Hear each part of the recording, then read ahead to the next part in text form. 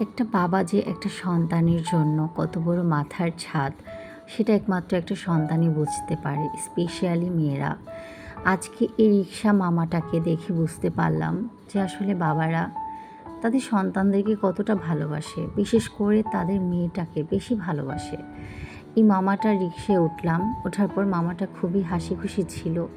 মামাটা আমার কাছে বলতেছিল যে সারাদিন রোজা রাখছে, সকাল 11টায় বাসা থেকে বের হয়ে এই রিক্সা চালাচ্ছে। ইফতার করে মনে হচ্ছে খুব হাঁপিয়ে গেছে। আমি যখন সন্ধ্যার পর মার্কেটে গেলাম, মামাটাকে পেলাম।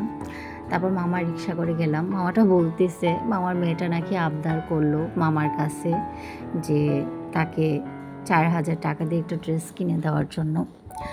আসলে দেখেন, ওনার মেয়েটা আবদার করছে, কিন্তু উনি যে কতটা কষ্ট করে সারাটা দিন রোজা রেখে বাইরে এভাবে রিক্সা চালাচ্ছে, অথচ তার সন্তানটার তো বোঝার দরকার ছিল যে আমার বাবাটা কোত্থেকে আমাকে টাকাটা এনে দিবে।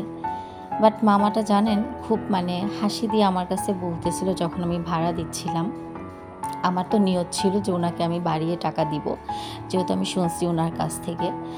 আমি যখন ওনাকে ভাড়াটা দিতেছিলাম, ভাড়া দেওয়ার আগে উনি আমাকে বলতেছে, মা আমাকে কয়েকটা টাকা বাড়িয়ে দিও। ভীষণ খারাপ লাগছে কথাটা শোনার পর। আর খুব হেসে বলছে, খুব নম্র সুরে বলছে।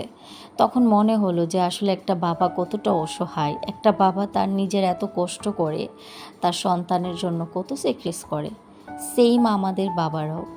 আমার বাবা আজকে এত বছর ধরে বাহিরে থাকে, তো আমার বাবাও শুধু আমাদের সুখের জন্য আজকে এতটা বছর ধরে পড়ে আছে। সে ব্যাপারগুলো হয়তো বা আগে বুঝতাম না, বাট এখন ফিল করি যে আসলেই বাবারা কত কষ্ট করে। আর বাবা যে মাথার কত বড় একটা সাপোর্ট, সেটা যার বাবা আছে সেই বলতে পারে। আলহামদুলিল্লাহ, আল্লাহ আমার বাবা মাকে সুস্থ রাখুক, নেক হায়াত দান করুক, এই দোয়া করি। প্রত্যেকটা বাবা মাকে আল্লাহ ভালো রাখুক। তো আজকে চলে গেলাম, মেয়েটা আবদার করতেছিল সে মার্কেট করবে। তাকে তো মার্কেট করে দিইনি, জাস্ট টুকিটাকি একটু কসমেটিক্স কিনে দিচ্ছিলাম। আমার মেয়ের আগে কিন্তু আমি আগে আমার ঘরের যে মেয়েটা থাকে, আমাদের বাসায় যে কাজ করে, লামিয়া, ওর জন্য আমি কাপড় কিনে ফেলছি। ওর শপিং করতে গেছি আজকে। আমার মেয়ের জন্য করা হয়নি, আমার বাসায় কারোর জন্য করা হয়নি। ফার্স্টলি আগে তার জন্য শপিং করতে গেছি। তো তার কাপড়ের সঙ্গে ম্যাচিং করে কানের দুল জিনিস এগুলো নিয়ে দিচ্ছিলাম। তো ওই ফাঁকে আমার মেয়ে একটু কসমেটিক্স কিনে নিচ্ছিল। তো আমার মেয়ে বললোই যে ও মেকআপ কিনবে, মেকআপের পাগল। তো টুকিটাকি একটু মেকআপ কিনে দিছিলাম। তারপর আমাদের উত্তরাতে রাজলক্ষ্মী ওভারব্রিজের এখানে মামাটা হালিম বিক্রি করে। মামাটার হালিম অনেক মজা।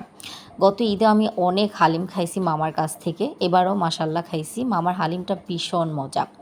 তারপরে এই যে ওভারব্রিজের নিচে কাপড় বিক্রি করতেছিল, গজ কাপড়গুলো খুবই সুন্দর ছিল।